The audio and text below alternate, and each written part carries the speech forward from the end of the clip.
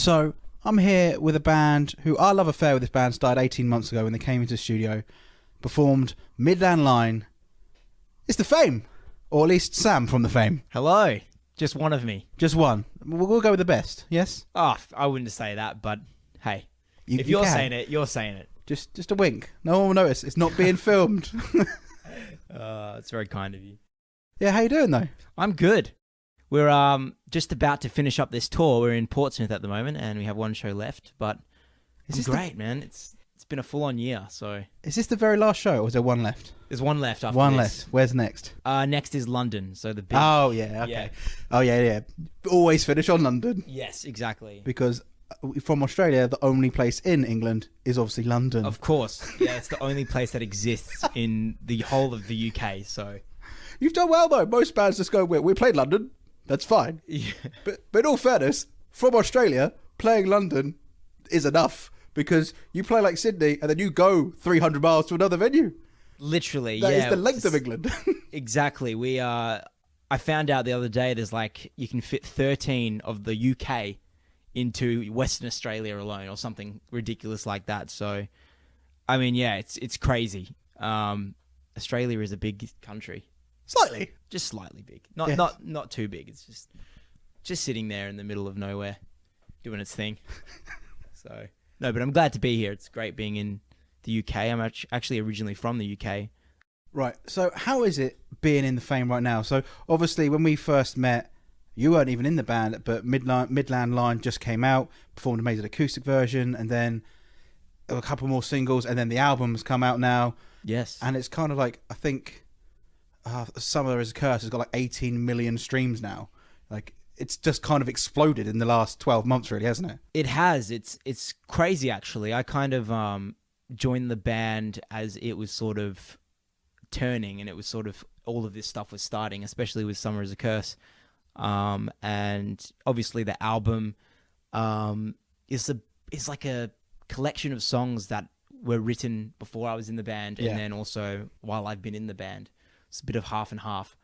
And yeah, man, it's been crazy because not only have we all changed personally and our lives have changed personally, it's changed as a collective as well. So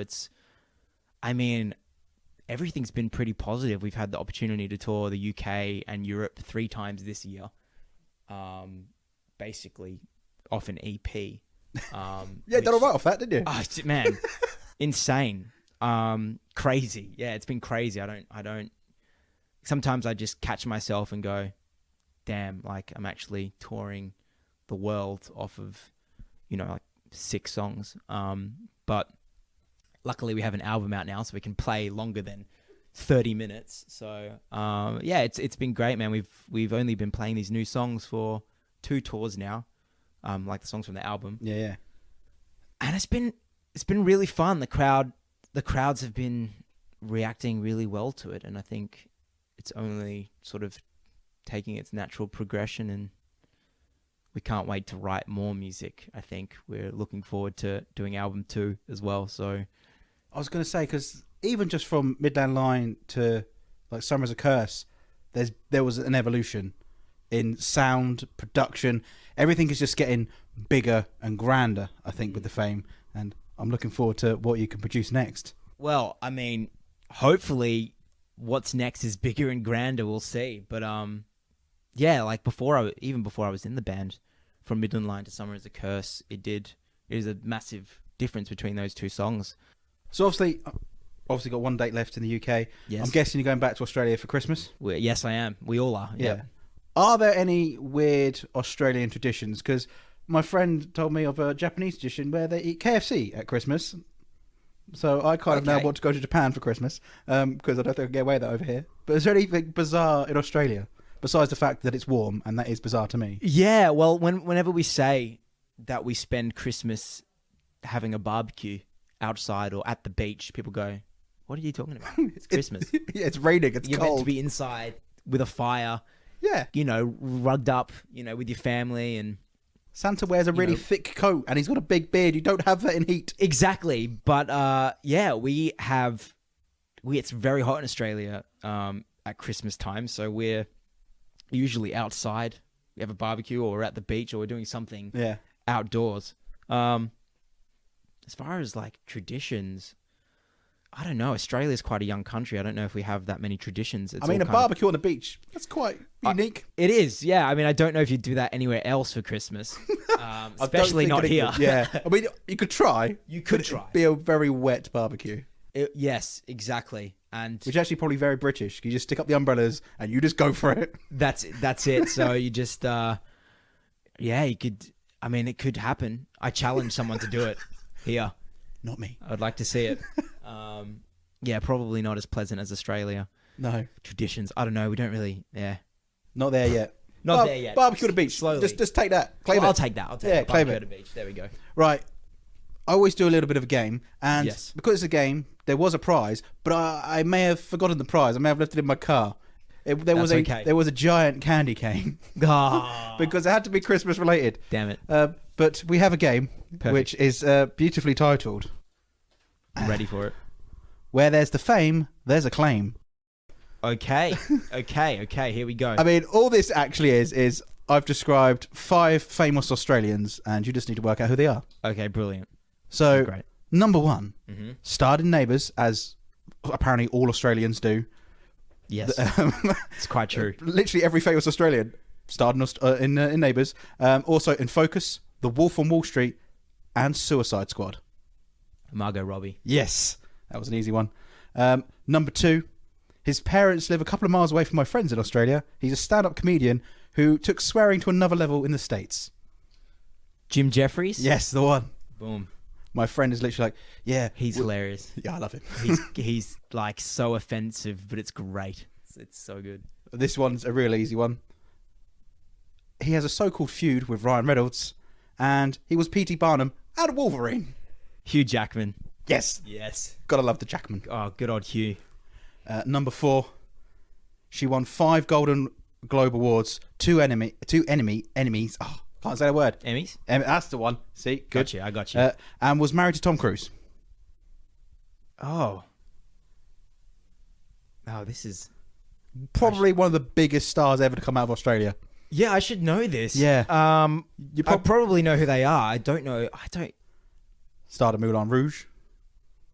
Nicole Kidman? That's the one. Was she married to Tom Cruise? Yeah, I didn't for know like that. 10 years. I did not know that.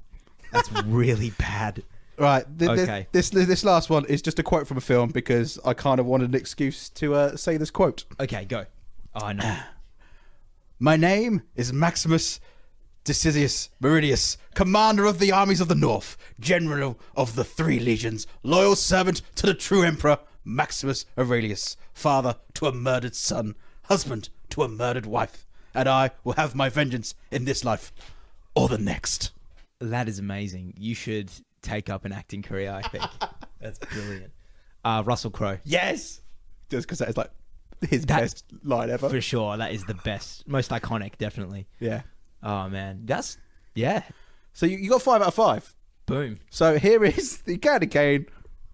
Thank you. I treasure this, and I will make sure I share it around. I mean, it's got to go far. There's a lot of it. I don't know if I'm going to be able to get through it, but I'll It was share a giant one. It was like this big. I promise you, it was a thing. Now you're rubbing it in because I don't see it. Making me feel worse. I could tweet you a picture of it from my car. Fine. That's good enough for me. So what is next for you guys? Obviously, going home after the tour. You said possibly starting on new music. Have you got sort of time scale in mind? Yeah, I think that's sort of the next thing we are looking to doing, is a bunch of writing and recording after the New Year and Christmas and all that. Yeah, we have a bit of time allocated to do that at the moment. We're all just going to gather in Perth and do some writing there, which we're all looking forward to. This last year has been crazy with writing because we've been on the road a lot, and we've written some songs in half a day and then others in like weeks. So it's been quite crazy. We've sort of written all over the world. Like we wrote Buying Time in New York. We wrote a lot of the album in LA. We wrote State of Mind in Perth. So it's been kind of everywhere that we've written all of these songs. So we're looking to be in one place, just so we can focus and get all the music done. And we're pretty much looking to do that as soon as possible as soon as the new year starts, pretty much. So hopefully we have some new music out soon. January 1st in the studio. Yeah, we're just literally getting into the studio and writing and as much as we can. We've already started, actually. We've already started putting ideas together. So we'll see where that takes us. I think we're all just coming up with ideas and then bringing everything we can to the table when it comes to writing together. So that's fun. I think that's one of the most fun things about being a musician. So we're looking forward to it. Yeah. And then hopefully more touring, I guess, next year at some point. Yeah. Nothing's set in stone yet, though. So it's flexible. We're flexible at the moment.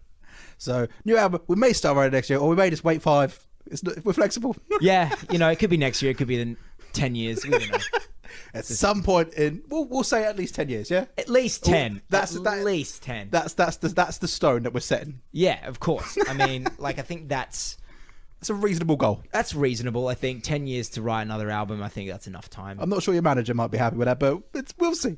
Probably not, but, we'll just tell them it's art. You can't rush it, just 10 years is what we need. We need 10 years. So. Well, no. I hope it isn't that long. Thank you so much, Sam, for coming on. Thank you. Cheers. Thank you so much.